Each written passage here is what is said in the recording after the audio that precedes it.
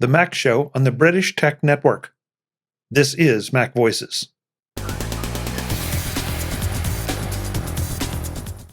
Welcome to MacVoices. This is the talk of the Apple community, and I'm Chuck Joyner. Folks, we have something a little bit different today. If you pay attention to the sidebar on the MacVoices main site, or are someone who keeps up with the MacVoices blog, you know that I make appearances on a number of other shows on a regular or irregular basis. One of my favorites, though, is always the Mac Show on the British Tech Network. I love it because we sometimes have different perspectives on things from our friends in the UK and in Europe, and it's a great chance for us to get together and enjoy some of those. So I wanted to share this particular show with you, and I did receive permission from host Ewan Rankin to do so, even though Ewan right now is on a bit of a hiatus and Jeff Gamet has been standing in as the interim host. So what you're going to see is a completely different show. Jeff is hosting. This particular episode shared some great information that I think you'll find useful. And I would encourage you to check out the Mac Show on the British Tech Network, along with all the other British Tech Network shows, the Photo Show, the News Show, and the Big Show, everything else there, because it's some really great content. And if you want to watch live, we record the Mac Show Fridays at 11 a.m. Eastern Time. You can translate that to wherever you are. But of course, the video and audio versions are available after the fact as well. So let's go to the Mac Show on the British Tech Network. Hello, everyone, and welcome to the Mac Show, Summer Fun Edition. I'm Jeff Gamet. I am your interim host, sitting in for Ewan Rankin, and it is awesome to be here today. I absolutely love starting off my Friday mornings this way, and I love that I get to start off my Friday morning with amazing people like Patrice. How are you, Patrice? I'm doing really well. It's still hot. It's raining and thunderstorms and all of that fun stuff that comes with summer here. So it's a little bit swampy, but I'm good. I've had a good week, stressful but good, and I'm so looking forward to my weekend. And Awesome. This is the start for me. So this is the start of the weekend. So that's perfect. Great. See, I love that because we have multiple time zones and multiple continents. I can be excited about starting my Friday while at the same time you're excited about starting your weekend. Yeah, that makes it like really fun and interesting. So, yeah. Speaking of fun and interesting, Chuck, how are you? Whoa, that was an interesting introduction. I'm good, Jeff. I'm good. I'm looking forward to lunch. That's awesome. And yes, you are a couple hours ahead of me. So I can see why you would be looking forward to lunch. I'm looking forward to brunch after we're done recording. And by brunch, I just mean I'm making breakfast really late. Jeff, I mean, you're talking to the future. Did you realize that? I know. Technology is amazing. Amazing, right? Yeah. Let me tell you, Jeff, it's not all it's cracked up to be. Trust me. I was really hoping 2 hours from now or 7 hours from now that the world is actually a much better place. But apparently not. Well, I guess it's time to swap out the tea for the bourbon. By the way, it's 8 hours. Oh, it's 8 hours. It's not even better 8 hours from now? No, still the same as 7 hours. Like, still, it's all good. All right. But we have a really cool topic today. We do. I want to let everyone know Dave Ginsburg may be joining us or maybe not. So that'll just be a fun surprise if it happens. And Patrice, I would love it if you'd tell people what we're doing. I don't even know. Was that my idea? I think it might have been Chuck's idea even. But we're doing, I mean, as you know, like we've listened to a couple of Mac shows now.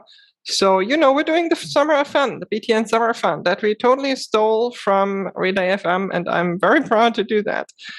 Because if it's a good idea, it's a good idea. And like, why not steal that? So we're doing like random things this summer because, you know, there's nothing. I mean, there was an Apple earnings call, but like, who knows? Apple made all the money. Like, we don't have to talk about that for the 1500th time or something. Right. So we decided to do like something fun this summer, have no like not the usual structure with news and like cool things and all of that, but just have some fun and talk about some like random topics or do some random like other ideas that we have. Like on the big show, we had a Elon or Kanye contest, basically. Like, can we guess based on Twitter, like who said it? And that was really cool. So for today, for the Mac show, it was actually Chuck's topic.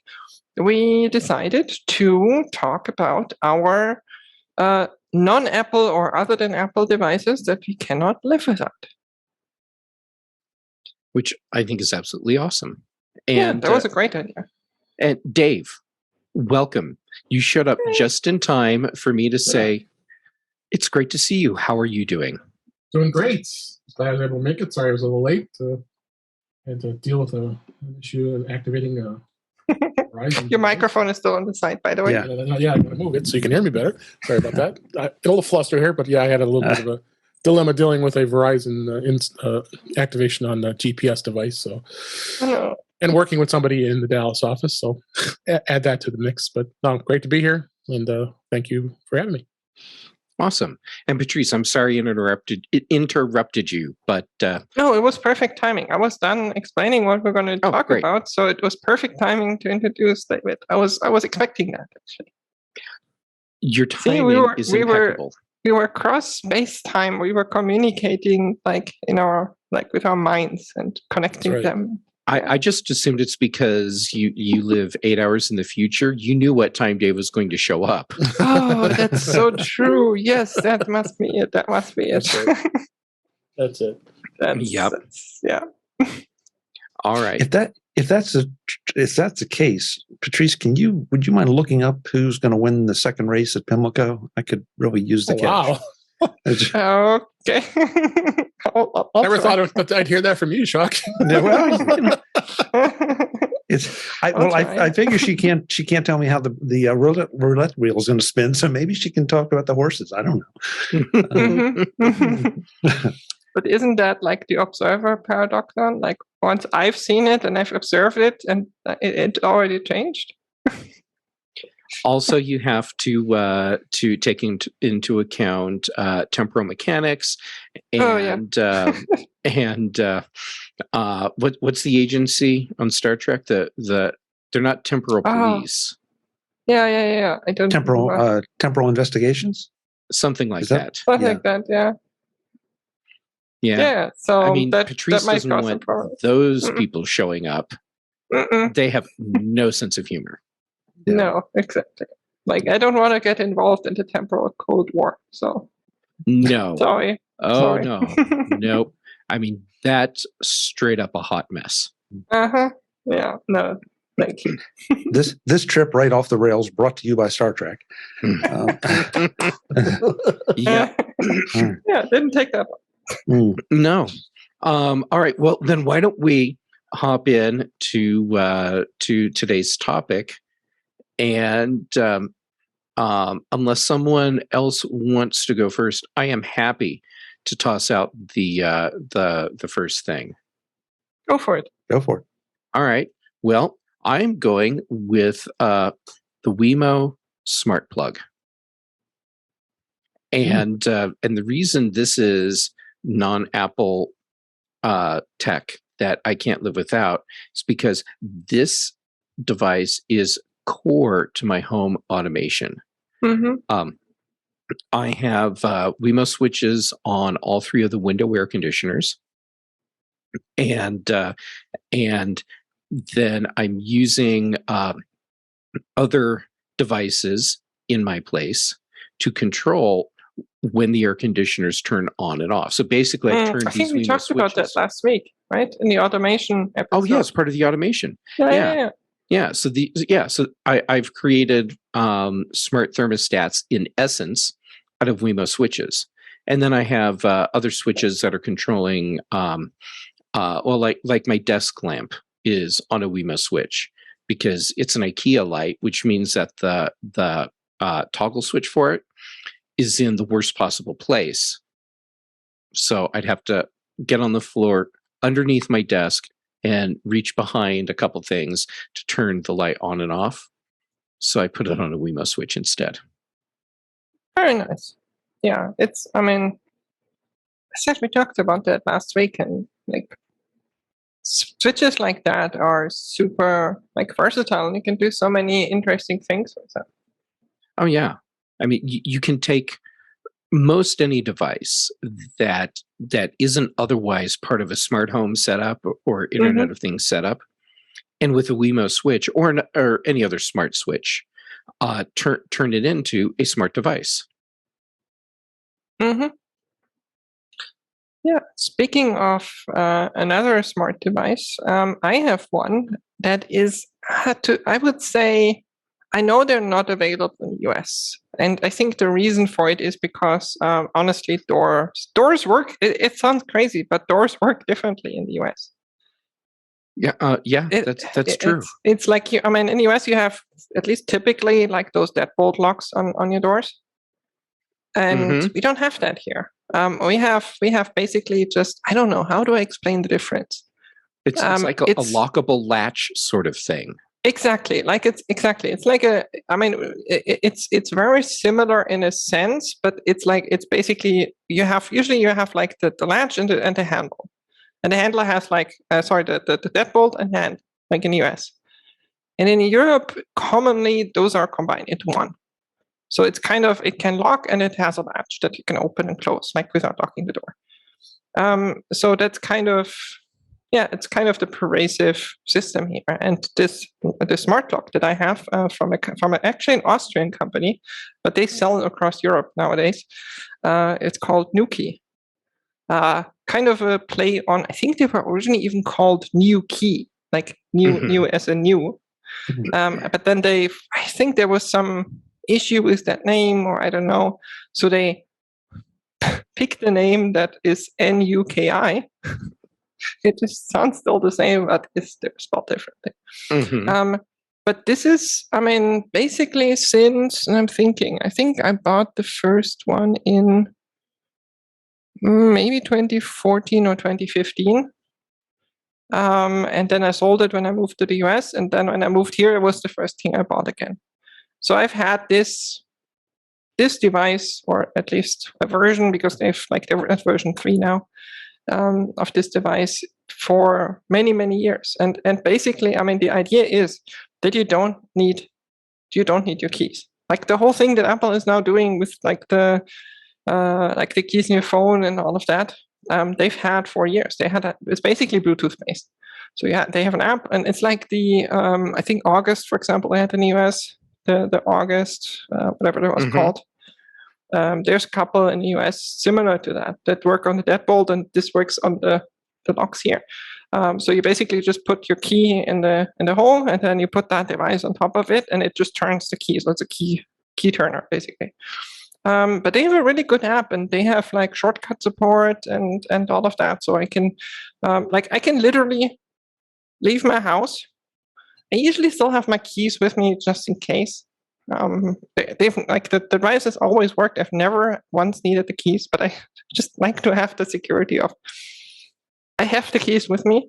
But I've a couple of times it actually saved me, because the thing that can happen here is because of that latch system. You can walk out of your door, close it behind you, and you have forgotten your keys. And then what do? Because you cannot just use a handle to open the door again. So that's very common here. And I've done that a couple of times where I usually go outside and I make sure before I close the door, I make sure, okay, do I have my keys? But a couple of times, I don't know, for early in the morning, my brain wasn't working, something like that. At least that's my excuse. I walked outside and I didn't have my keys. And all I needed to do was I have my phone on my Apple Watch, and I just on my Apple Watch, opened the app, unlock the door again. Done. But I usually don't even have to do that. Usually I just leave the house, leave the premises, go wherever I want to go, and it automatically locks. And when I come back, it detects that I'm entering basically a certain distance that I've configured. I think default is I want to say 25 meters or something like that. So, what is that? That should be about 30 feet. If I'm doing the math correctly in my head. 30, 40 feet, something like that. So basically, it is like certain distance from your house. If I leave that, it locks the door. And when I come back, it unlocks the door. And when I walk up to my door, it actually opens it. So it pulls the latch, and then I can just walk in. And I'm basically right in front of it. And that's so cool. I can literally leave and come back and not even for a second think about my door. Yeah. So I said, it's a really cool device. It is really, for me, super important. And I have, because I wasn't sure, I have checked from the US my door at home, like when I was traveling. Like, did I lock my door? I'm not sure. I can knock and unlock it. I've let people in, like friends, when I wanted them to, like I was traveling and I wanted them to check something. I think my mom did that once from, where was she? Australia, something like that. Mm-hmm. She was like let the neighbor in, basically. Stuff like that. You can give people temporary access to HomeKit or through the Nuki app. So I can, like, when I have people staying over or something, I can literally just give them basically the virtual equivalent of key.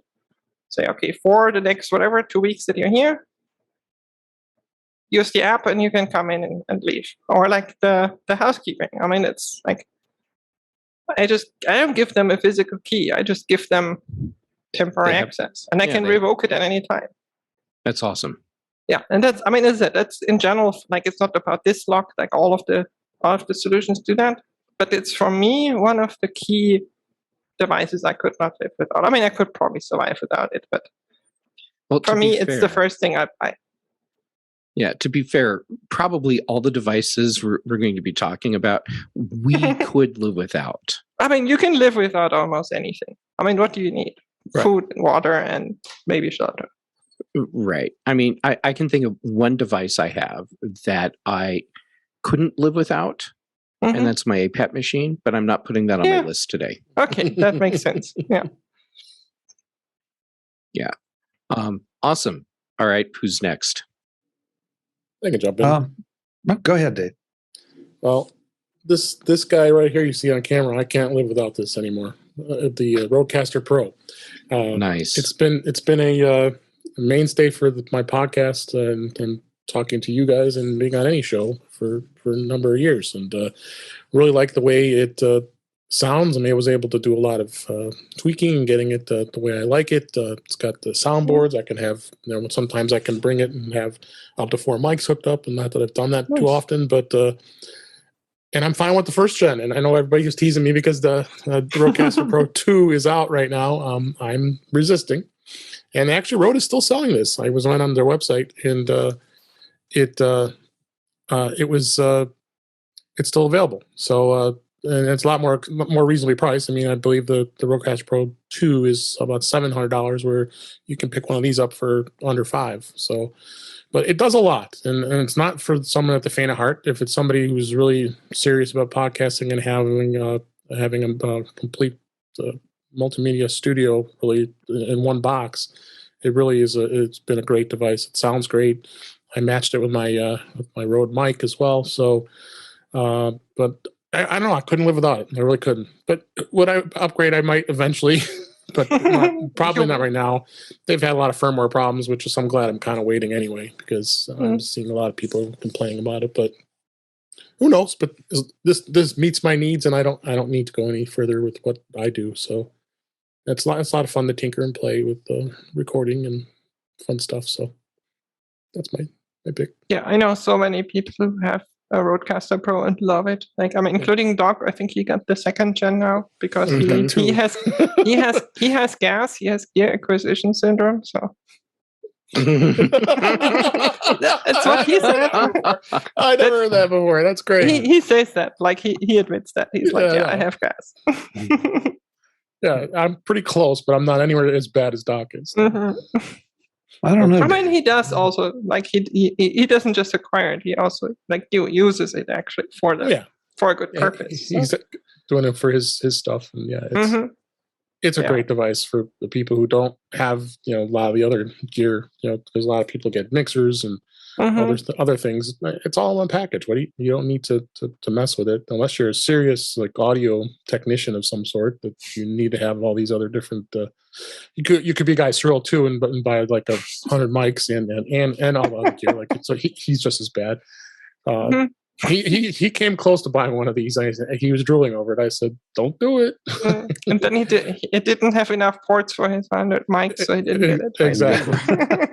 Yeah, exactly. So, no, but it's a great device, and Rode makes great stuff. I bought a new pair of headphones that I really like too. That when I'm not using my AirPods. And yeah, they make good stuff, and this I couldn't live without it.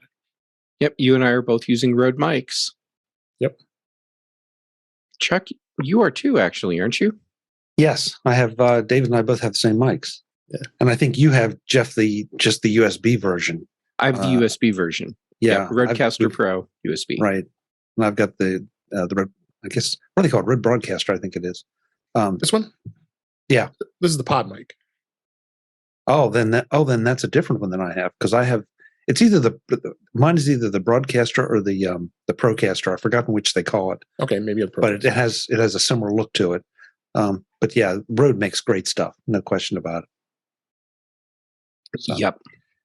Bob Beach says he has the same mic as me too. Nice. Okay, well then it makes it unanimous. Everybody go out and buy a Rode. I'm going to switch around though, and I'm going to sort of do the opposite of Patrice because Patrice wants to let people into her house. I'm trying to keep people out. So since the pandemic, since working from home, I have come to appreciate how many times solicitors of one kind or another knock on your door or somebody knocks on your door. And I don't want to live without my Ring video doorbell. I just can't begin to tell you because I don't, and not just for convenience, but also for safety reasons, because my door does not have like a screen door or a storm door or a locking outside door. So when I open the front door, I mean, that's it. The inside is exposed. And so with the Ring, it has been great to be able to sit at my desk. Somebody rings the bell or knocks on the door or whatever, and I can look and see, is it the UPS guy needing something signed that I didn't expect? Or is it somebody, trying to hand me a pizza flyer or get me to, selling Verizon phone service in my neighborhood or something? And it's some religious organization wanting you to join them. I wouldn't even bring that up, Patrice, because I don't want to slander anybody's religion, but man, they are out there constantly. I guess they really need the cash. But I just, it does what it does. It lets me see who's out there. It lets me talk to them. And of course, being a video doorbell and a smart home device, I don't have to be sitting in here behind the door. I can be, driving down the, the highway 70 miles away or 700 miles away and still be able to answer it, interact with that person. Yeah. Can't come to the door right now. If you want to leave some literature, fine. Or you can just take it around the corner and throw it in my trash can, whatever makes you happy. But it's really a small investment for a whole lot of convenience and frankly, some safety too. I would encourage anyone, there are a couple things to look for. First of all, you want to look at the resolution of the camera and you want to look at, can it save your recordings? Because if you do for any reason have a security incident of any kind outside your house, you would like to be able to give the authorities the best possible image that you can get. So at some point, I will probably upgrade to something that has a little bit better resolution. But again, at the end of the day, I think you need to look at the feature set and say, gee, that's nice, but am I going to use it? Because they're always trying to build, upsell you to the next model, and it's like at the end of the day, I want to see, I want to hear, I want to be able to talk, and that's about it. The only other thing I would warn folks about is see what kind of sensitivity settings there are, so that you can set up a zone in front of the camera that somebody has to enter. Because the Ring, it took me a little while to get it adjusted. I have a tree outside my front door that's within the field of vision of the Ring, and if the wind blew, I would get alerts that somebody's at the door. So Yeah. now I'm able to pull it back. So they pretty much have to be like 2 steps off the front porch. That's when it'll trigger. Yeah, or you have like, I mean, I was on like a side street, and like people would drive past or walk past like just on a sidewalk, and yeah, the camera catches that. Yeah, which is not a bad thing. I mean, maybe you want it to do that, but you may not want to do it the whole way out trigger on the like sidewalk. not yeah, and also not like get a notification every time someone walks past with their dog. Like I don't want that. Yeah, that would be awful for me. Yeah, I've had like, I mean, it's one of the products that, like, I'm with you, Chuck. I really miss because I can't use it here, like for multiple reasons. I mean, one, apartments, it doesn't work as well, and then there's a whole legal situation here, like with privacy laws and so on, that I simply could not put it on my front door. So yeah, it's it's a whole thing. So I mean, if you have a house here, it might work if you put up signs like, okay, this is surveilled and whatnot. But in a multi-story like apartment building, can't do that. But I said I miss it, and I've had some really fun experiences with it. Like where my stepdaughter, like the neighbor kid was coming over and wanted to play with her, and we were like somewhere in Walmart, and she was like, I just handed her the phone, and they were talking like half an hour over the Ring doorbell. I mean, awesome. Sure, the other like the neighbor girl, like she couldn't see, but they could still talk. And they did. I was like, oh, cool, okay. She's handled for the next half an hour. Like we can go our shopping and do our shopping, and she's fine. Yeah. So that's fun. I was the first one to put this in my neighborhood, and I think there's always that little glowing blue ring.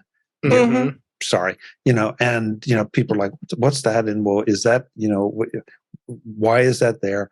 And now all of a sudden, like probably 3/4 of the neighborhood has some kind of video doorbell, because it just once you get a taste of what it can do for you, you're gonna. I feel bad for you, Patrice, because it'll spoil you. You don't want to do without it if you don't have to.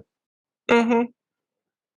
So I'm with you, but I ended up getting the Google Nest video doorbell, and it works really well. I can't believe I hadn't had it all these years, and I just installed it back in January of this year. So it's been quite interesting, and I get the same thing. I got to go through and to do some tweaking because it picks up.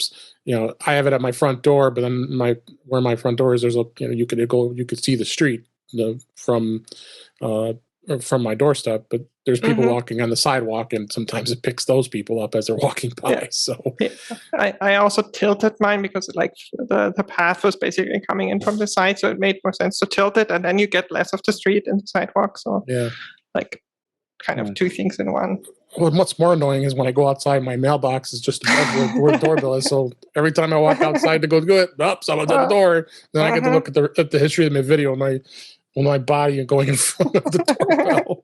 That can be fun though. Like yeah. So no, it's absolutely. I'm with you. As I said, I wish I could do it. They're great.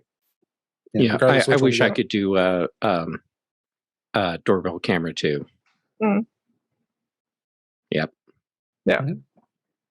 All right. Well, I'll drop another one out, and this time I'm going with my eero. Ooh, that's a good idea. One. Yeah.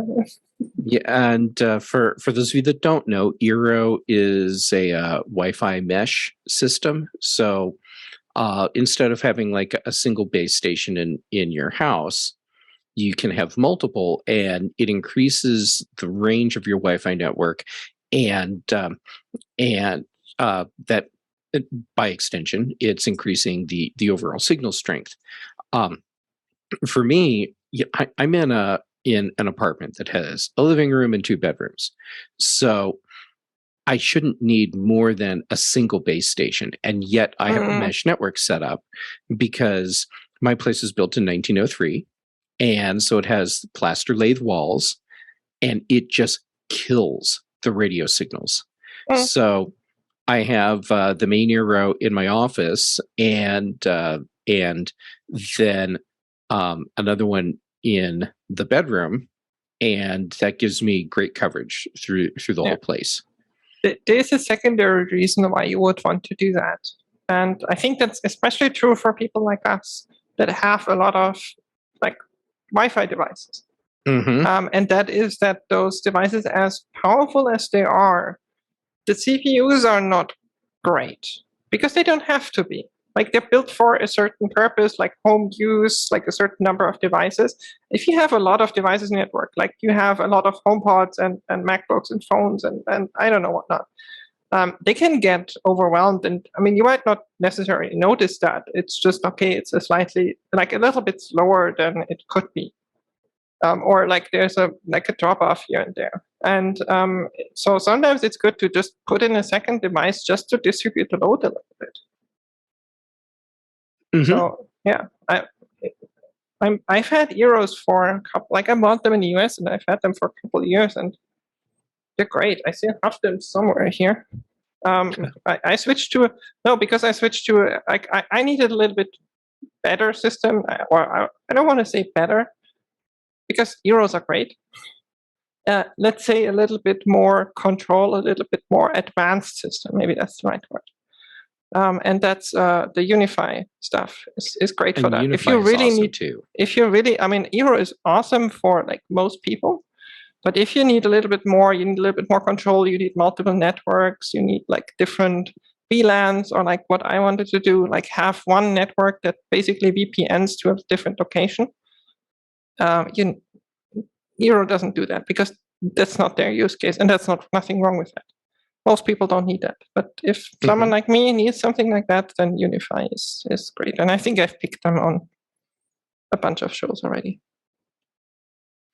Yep. The other, I don't know, Jeff, I don't want to steal your thunder. The other thing about the eero, though, that is so nice is it self-updates. So that you don't have to worry, gee, is there a security hole? Or if I'm traveling and there's a vulnerability that's suddenly been discovered, oh my God, is somebody going to be able to hack into my network at home? It just updates itself, and so I don't know when it does it because it never interrupts my shows or anything. Maybe it does it intelligently. It monitors, it learns how and when you're using your network. So it figures out when it can most likely install an update without disrupting you. And then that's when it does it. And for a lot of people, that's like 2, 3 a.m. or something. But that can, for you, if you, I don't know, you work night shifts, that could be during the day. Yeah, but I moved to the eero after Apple stopped really, releasing airports. And I tell you, plug it in, the installation is a breeze with it's great. Using your iPhone. I find something else that I really like is if a new device joins the network, like if my girlfriend comes, and I've given her my password, it'll give me an alert that a new device has joined the network. So I really don't feel like I have to be overly concerned. I'm sure there are ways around that for somebody that really wanted to hack in, but but it's harder. Yeah, just for a residential neighborhood, nobody's going to, go to that trouble. So it's just another little nicety about the eero. Yep, and you weren't stealing my thunder; you were just enhancing it. Okay, good. I like enhanced thunder. Yeah, it's like, and then eero has some really great, unfortunately only in the US, but they have some really great security services as well. Like there's a small subscription that you can pay for, but they give you some like nice add-on features, and they give you some extra security features, which can be worth it for you, like some threat protections and so on. So highly recommend that. As I said, I had that for a long time, and then I moved. And if you hit the lottery here in the U.S. Tuesday and get an expansive mansion, you can add on those nodes, so that you can have coverage across your, 40 acres worth of home.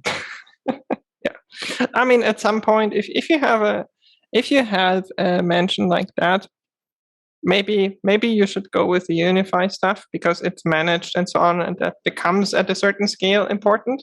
But I think to your point, for let's say you move into like a small house or like have a small apartment and you buy one device, and then in a year, you move into a bigger house because you need a little bit more space for you and your dog. That's what I did. And then you add like 2 or 3 extras, and it's not a problem. You just buy 2, 3 things, set them up, add them in 1 minute, and you're done.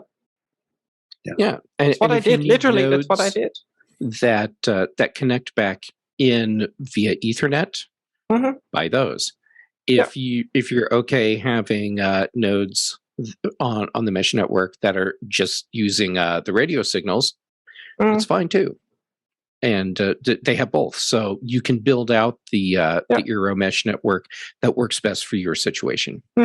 Yeah, I had two like the Ethernet base stations, so to connect my office and my like the like living room, the router and so on. And then I had one remote just over Wi-Fi for the backyard. Because there I didn't you don't need the speed.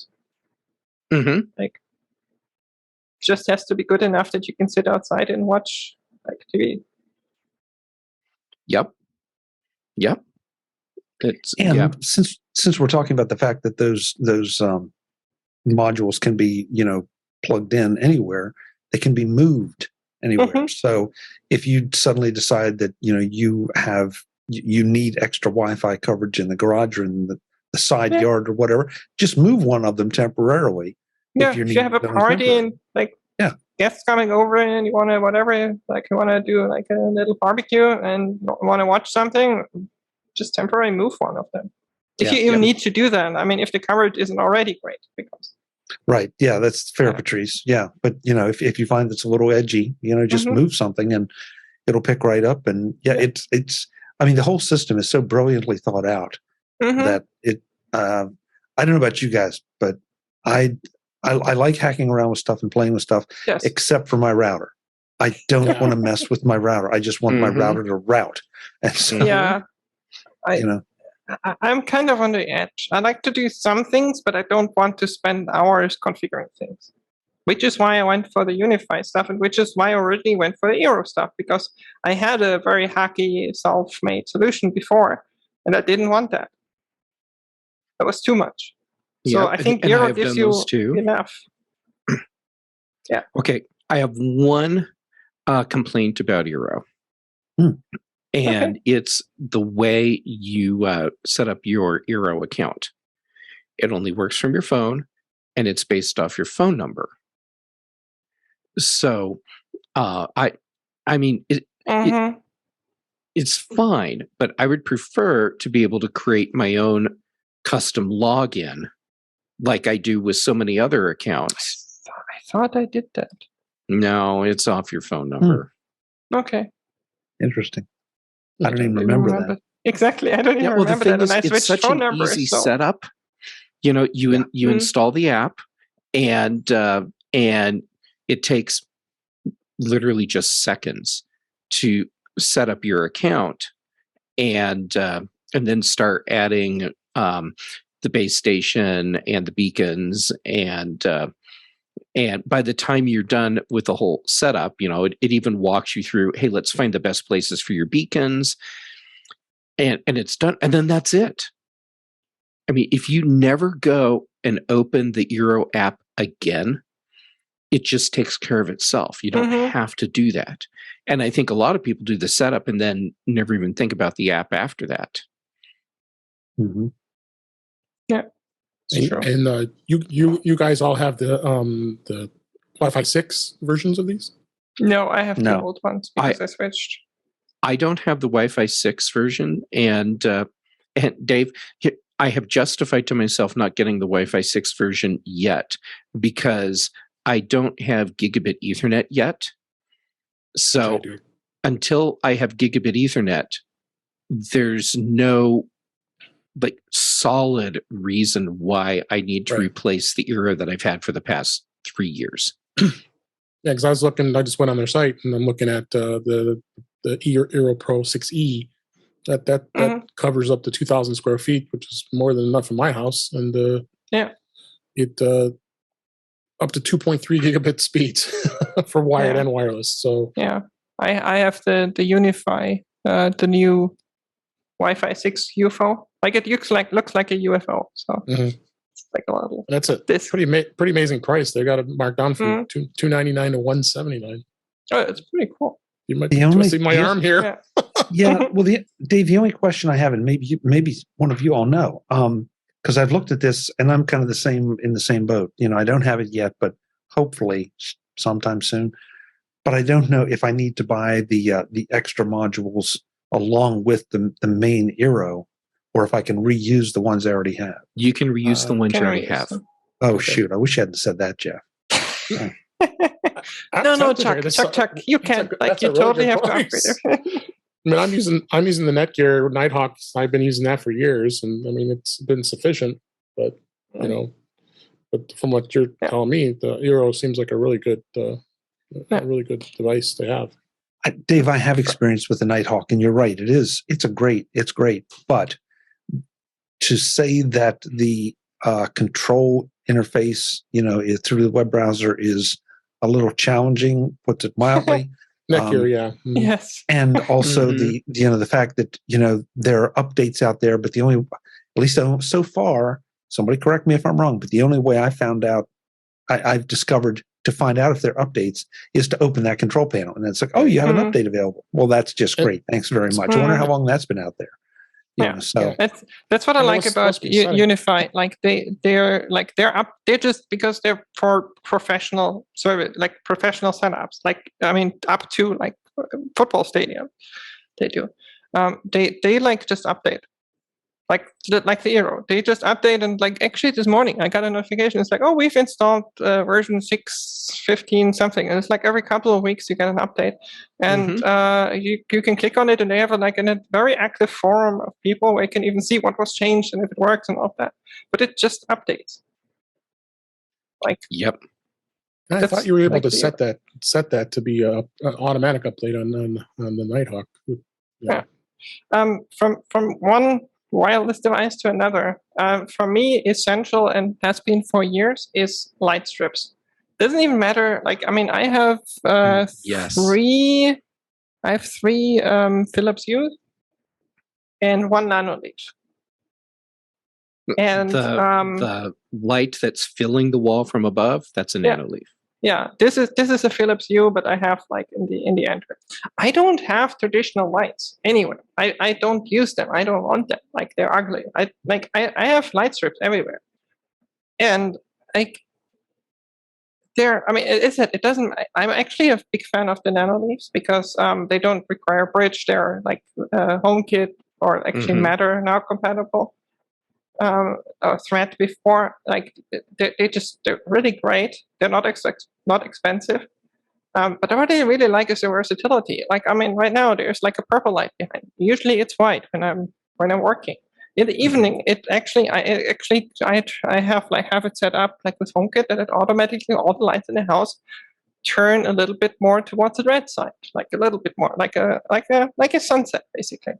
So that it's not, and the brightness changes throughout the day and all of that. Like, I said, I don't like traditional lights, like the light bulbs and the like whatever you have, like the boob lights, like a lot of people have, like and all of that. Like, I hate them.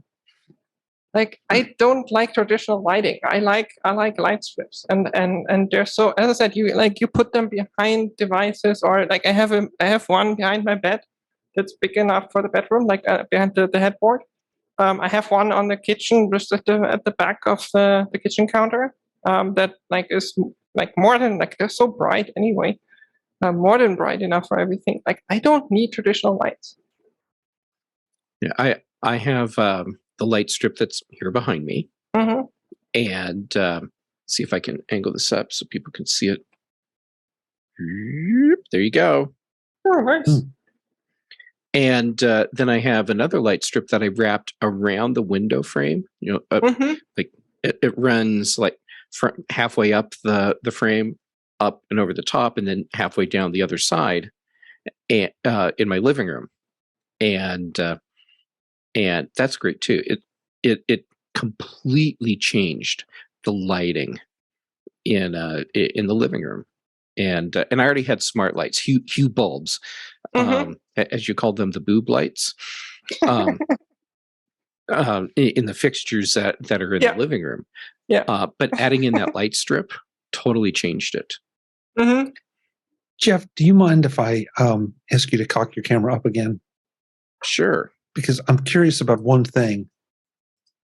Mm-hmm. and I can't see. Maybe it's just the resolution of the camera. But so how or where do you have that plugged in? Do you have a cable coming down the wall? Well, let's see if you can see this. Okay, look at Oh yeah, I see it. the corner, and Right. and just below the end of the light strip, you can see the control box on vertical on the wall, and the resolution is probably low enough that you can't see. Look at the bottom bend on that lamp that's along the wall, and Right. just above the dark edge of my chair, and you can see a spot where it's just a little bit whiter than everything else. Okay. And that's the power transformer. Mm-hmm. Ah, okay. So what I did with mine was I bought the 3M. There we go. Now I have everything crooked. Yeah, sorry. I bought the 3M hooks that have the removable adhesive, and so I put those along the ceiling, and the light strip is in those, so the LEDs are actually pointing down. And then I ran them down the corner to hold the control box and the transformer and the cords between them in place. And then then the rest of the cord just goes down to a outlet strip on the floor. Okay. Yeah, I mean they're not hard to hide, the cables. I mean, as I said, in the bedroom I have it behind the headboard. Like there's a little bit of like piece of wood behind the headboard where I put the LEDs on, so they're shining up basically. And then like the cable I can just hide behind the headboard, so like not a problem. Here behind me, I mean they're just behind the plant in the corner, for example. Yeah. Now, Chuck, my next step in this project is to put something in front of the light strip so that just the bare lights aren't visible from where I am. Right. Yeah. And I have a problem where like there's a print on the wall just above my display. And so I have this line of bright dots across the glass on that. And sometimes it's kind of distracting. So I don't need a lot up on the ceiling to kind of block the lights. So I'm just going to get like a 1x2 strip of wood, paint it white to match the ceiling, and then just tack it up in front of the light strip, and then my problem solved. Yeah, that's how a lot of the professional, like if you see it installed somewhere, how they do it. They just hide it behind a little bit of painted something. Yeah.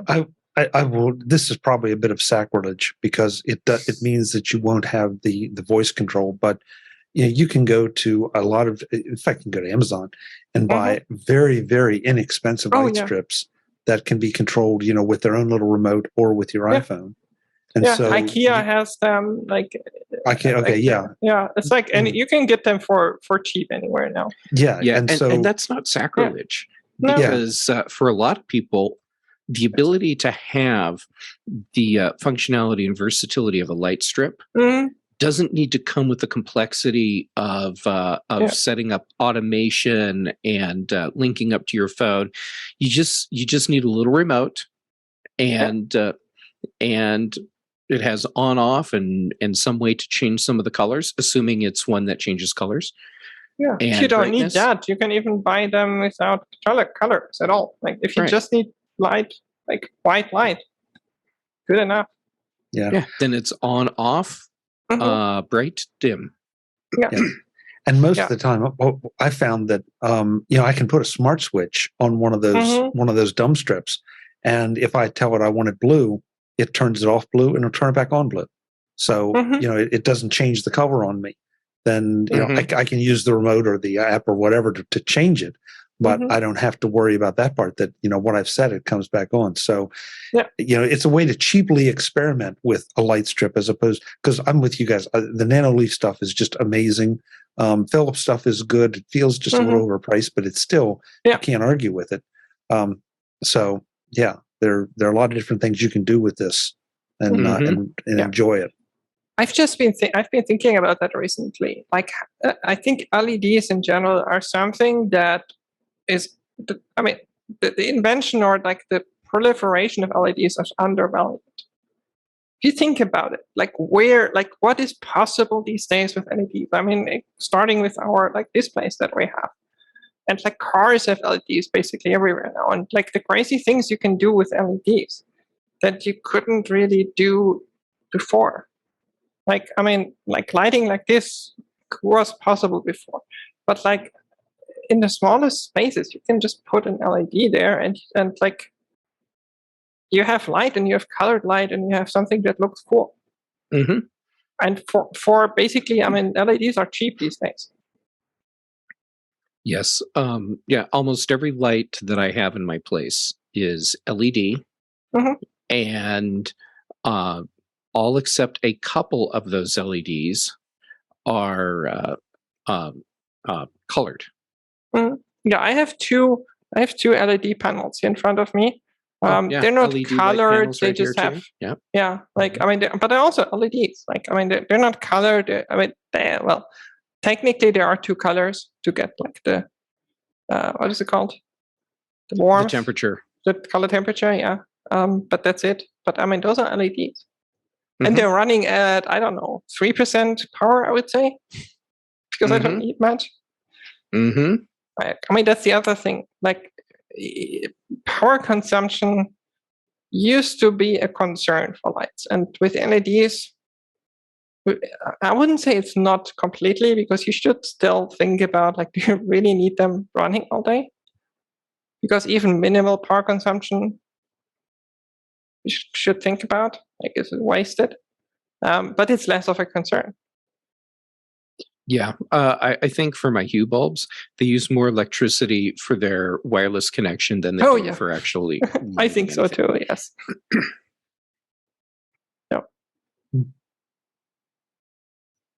Hold on, I am multitasking so poorly, which means that I'm multitasking so poorly that I'm not able to tell you how much I love that TSL Host is here supporting us. And so I'm going to focus on that instead. And Bob Beach, I will give you an answer to your comment in our chat after I finish talking about TSL hosts. So here's what I love about TSL hosts. They're here giving us the bandwidth we need to bring you quality shows like this every single week, and to have a place for our website and a place for you to find all the files for the shows that you want to go back and watch or listen to at your convenience.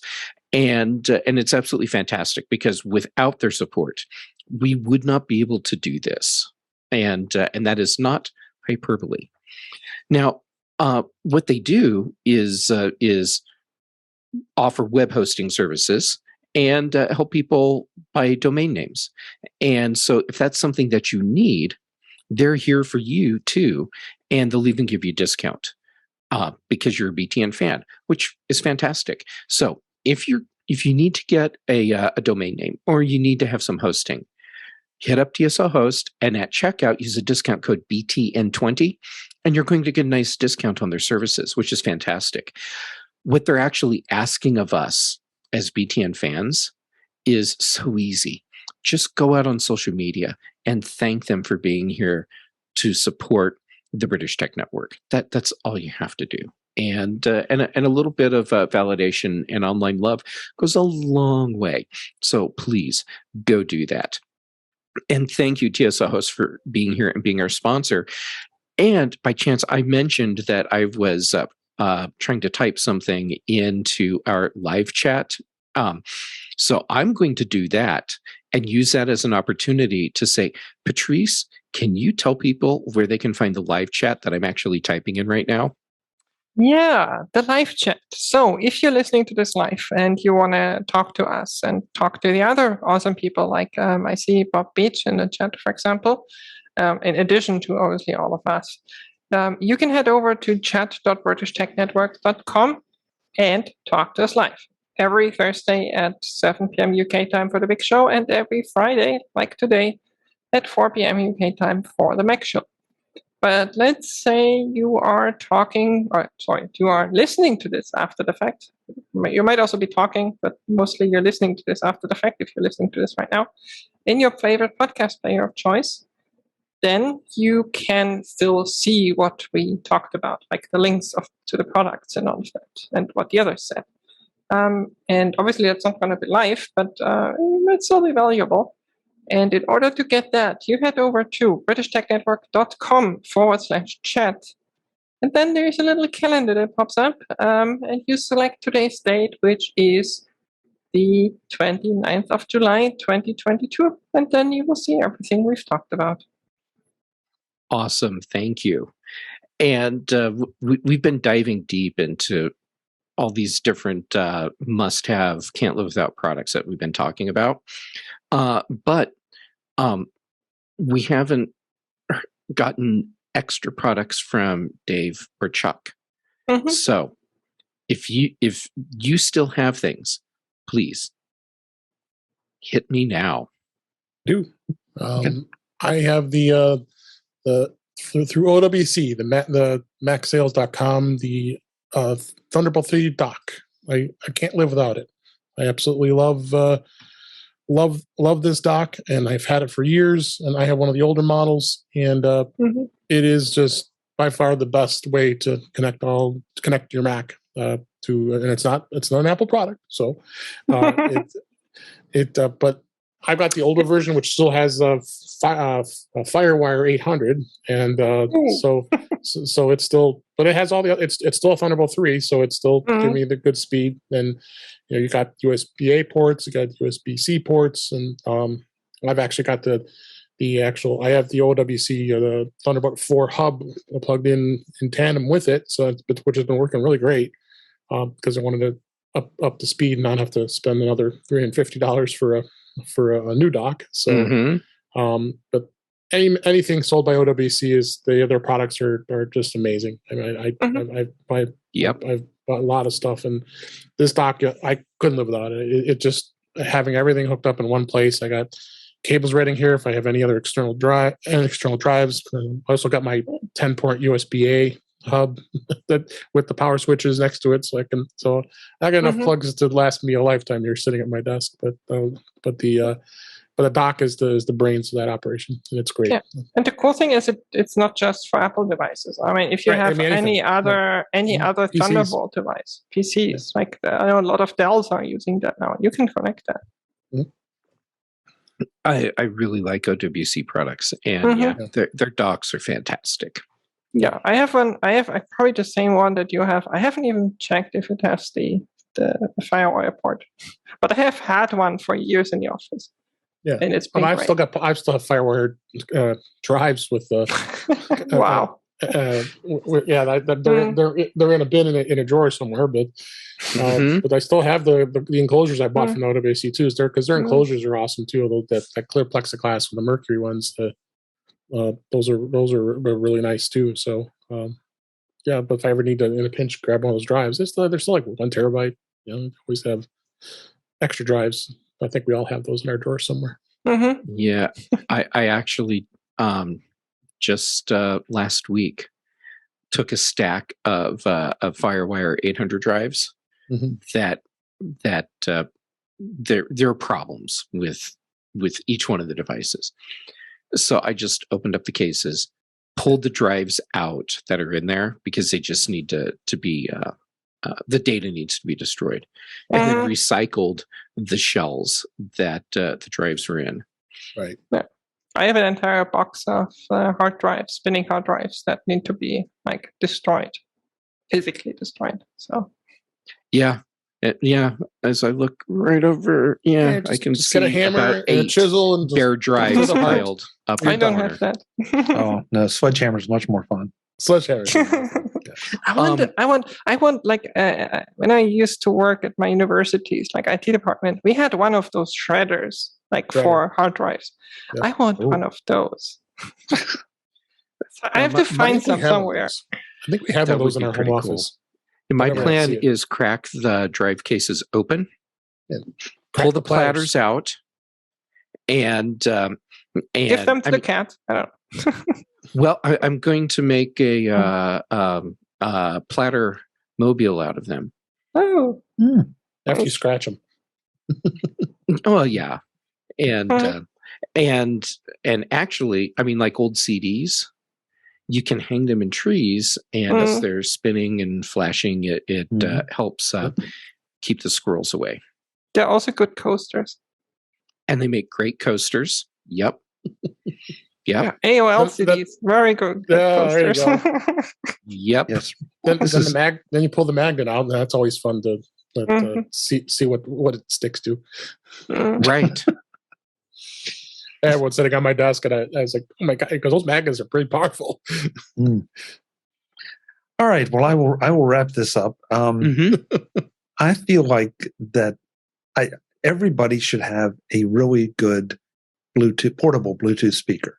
I love my HomePod minis, but they're cable. They have to stay where they are. So I have two favorite Bluetooth speakers right now. I have more Bluetooth speakers than I care to admit, but you're not alone. Yeah, but the first one is the JBL Flip. This is a Flip 5.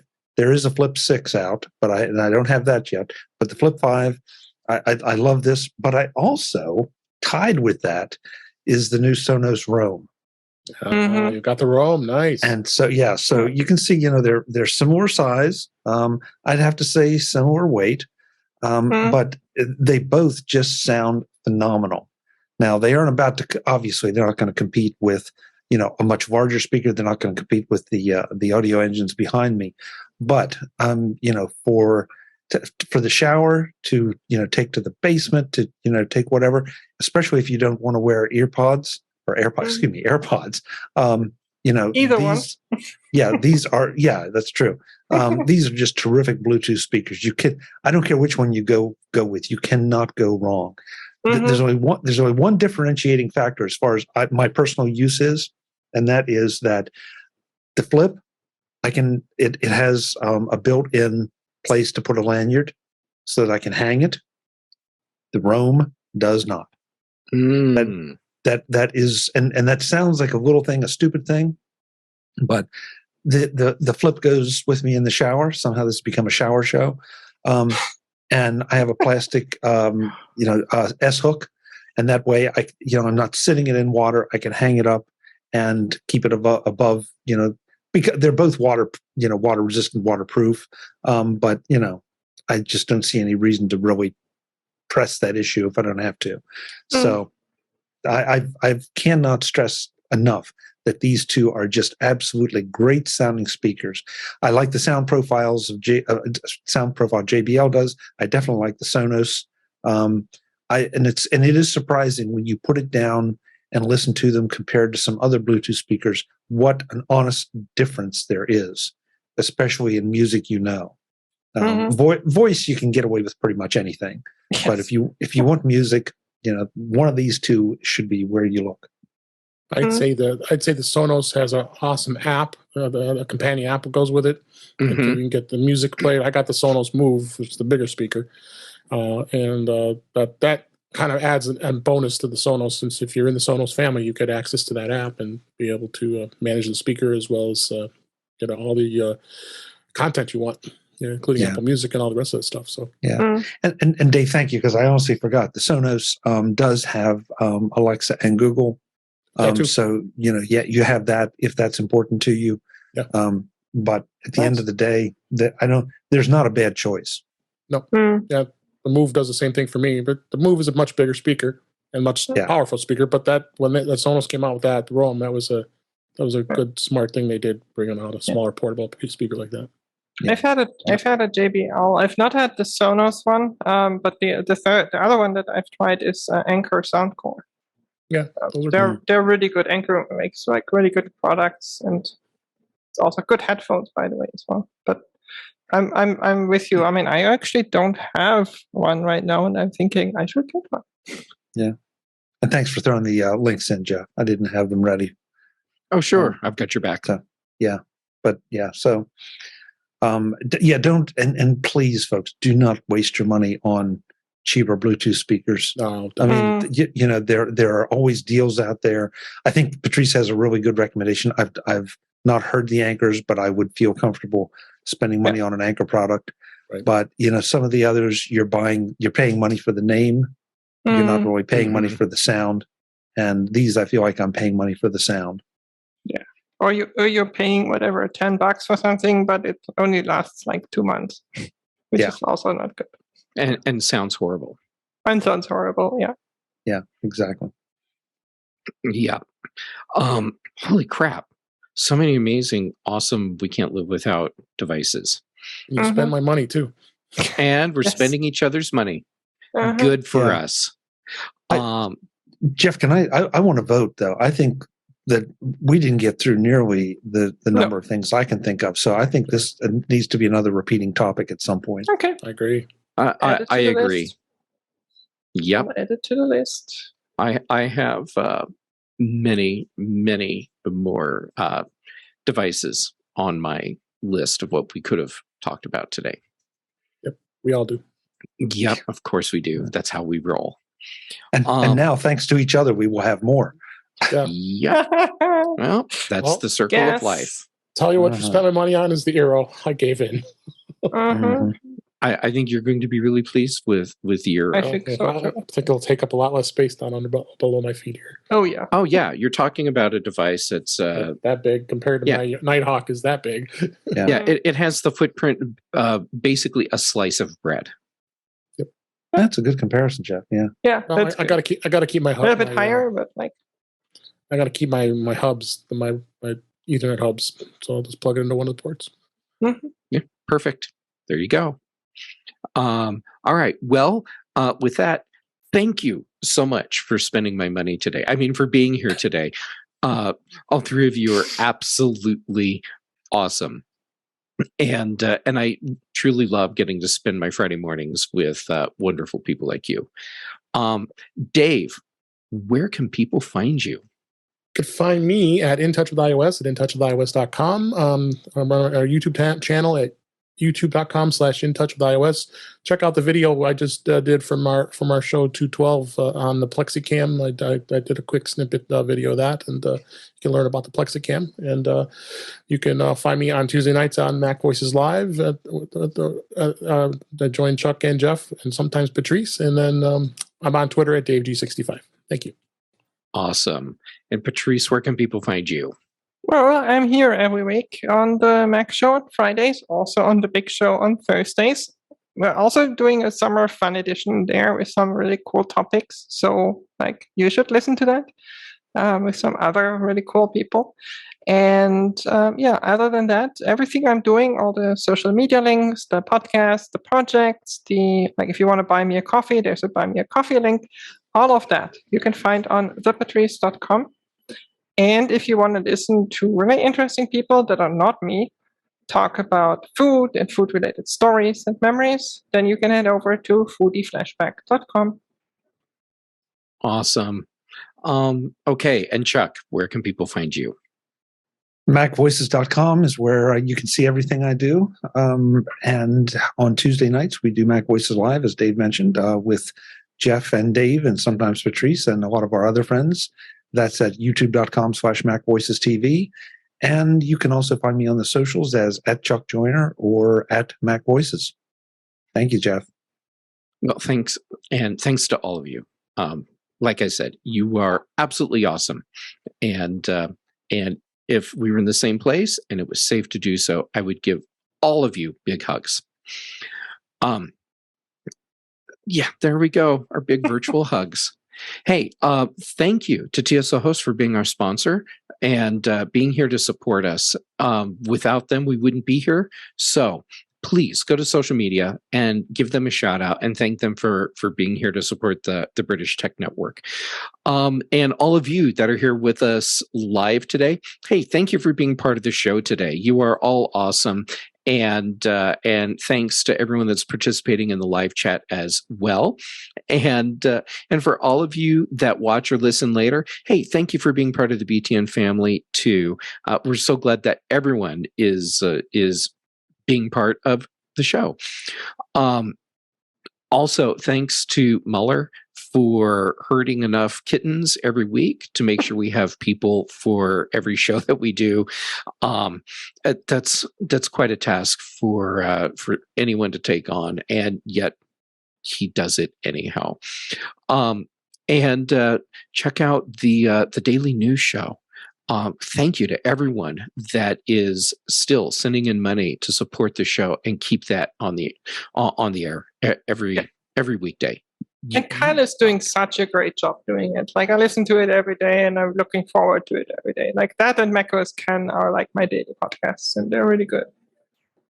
Yeah. So thank you, everyone. And check out the photo show, because that's always just fun. And even if you're thinking, I only take pictures with my iPhone, doesn't matter. Check out the show, because you're going to learn something and you're going to have fun while you do it. And I'm thinking, I didn't tell people where they could find me, did I? No. Well, whether or not you want to know where to find me, I'm going to tell you. Jake Ammett, Twitter, Instagram, YouTube.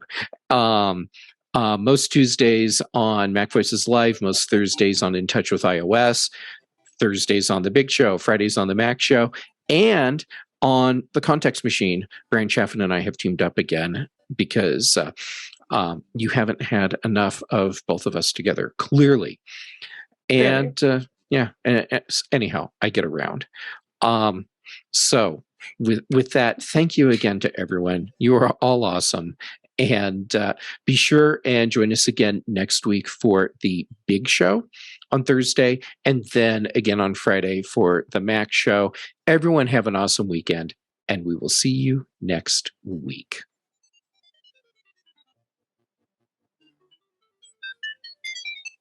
There's our happy music.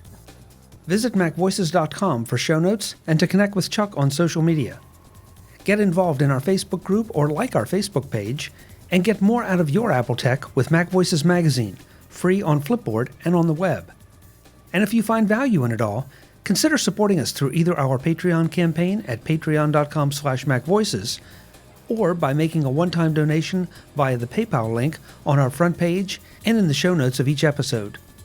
You will join these fine people who help bring you Mac Voices.